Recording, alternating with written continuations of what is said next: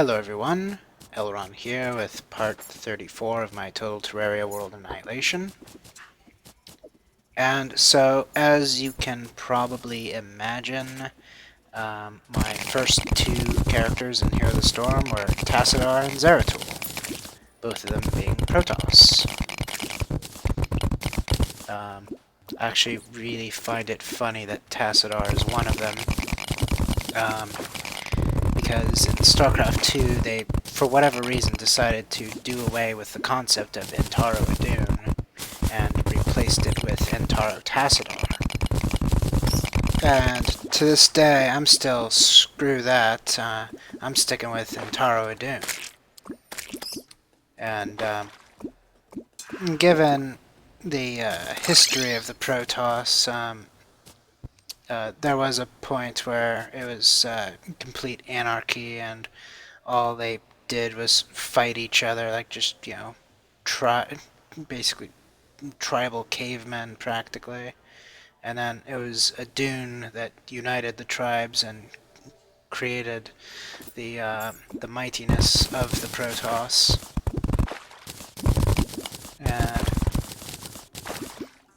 And so I always joked about the idea that when Tassadar sacrificed himself, there were those who thought that he became more important than Adun, and those became the Tassadorians. And then there were those that didn't believe that that was right, and those were the Adunites. Of course, that's all pretty much fan fiction lore at this point. Actually, it'd be kind of funny if they ever develop a map editor for Heroes of the Storm, because I would totally make a Heroes map based on that. Take like a Protoss-y StarCraft map and add the lanes to it to basically, Heroes of the Stormify it, and then probably the challenge involves protecting a StarCraft-style nexus and probes so that they can harvest minerals to create Corsairs. I like the Corsairs a lot, mainly their voiceovers, and so I got pissed as hell when they got rid of Corsairs in StarCraft 2 in favor of the uninspired Phoenixes.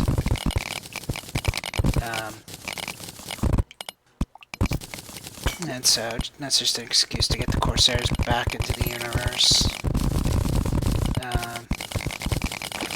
And basically, I would imagine that they basically just start off at your core and fly until they get to a keep.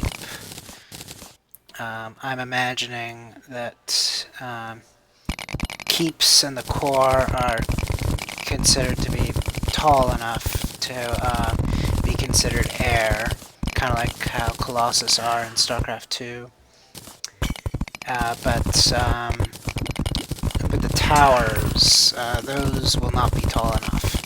So the Corsairs, they're gonna use their disruptor webs to, or whatever that cloud thing was called, and essentially hide the, or not hide, but block the field of vision of the towers so that they can swoop in and take pot shots at the keeps.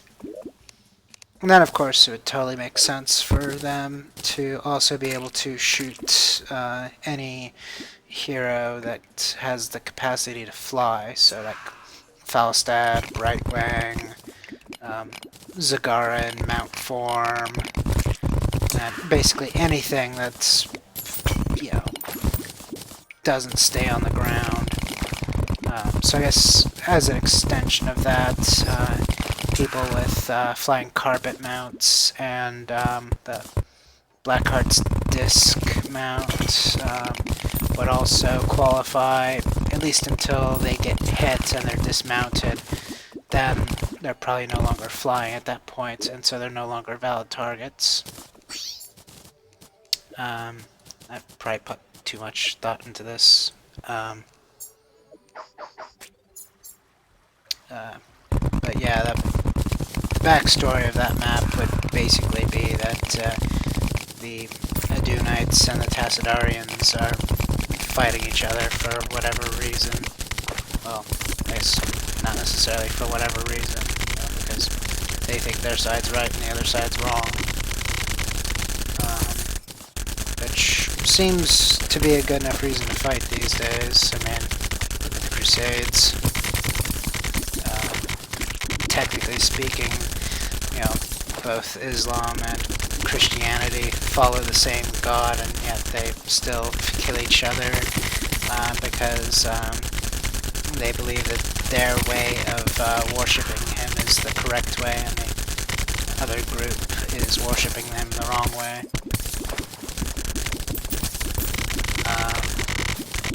Well, that was a fun tangent about Tassadar.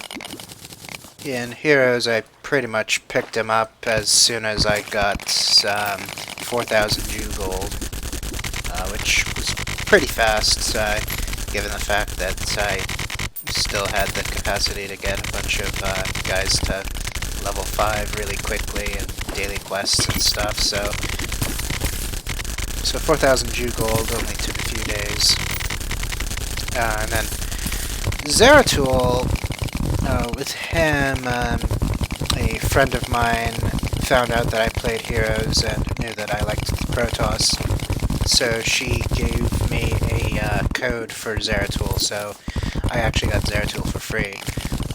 I have a policy of never paying 10,000 or more Jew gold for a character. So Artanis is presently in early access for the Legacy of the Void people, but I will not be picking him up once he's available for Jew gold, because 15k is amounts that I'm morally opposed to pay. I'm going to have to wait 9 months for him to go to 7k or something like that. So I think 7k is the most I can justify buying a character with. And of course I have to get Artanis because I'm a total Protoss guy. So that'll be fun when I eventually can. And actually, I really found it annoying that they activated a stim pack for me the moment I turned level 10, so now I'm pretty much committed to playing this for a week because it'd be wasteful to not. I wish that they just put a stim pack in my inventory and I chose the week that got applied. I wonder who the moron was that designed that, and I also wonder if burnout will take place as a result of it.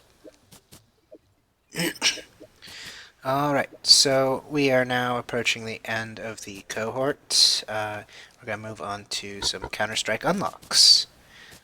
And so we're going to be unlocking 2 cases, and I guess I already know the results, but since that's happened so long ago, I forgot. So let's see what we get. Or, not me, but my friend. And he doesn't want his stats to be revealed. He's embarrassed about his present status. We got a stat track abyss. And so he wouldn't mind his name not being censored, but it's so much easier to get the box to just block everything. So if he wants credit, he can claim himself. And so the next one is a stat track Negev. So a couple of piece of shit stat tracks, but stat tracks are stat tracks, so that's fun. Alright, see you next cohort.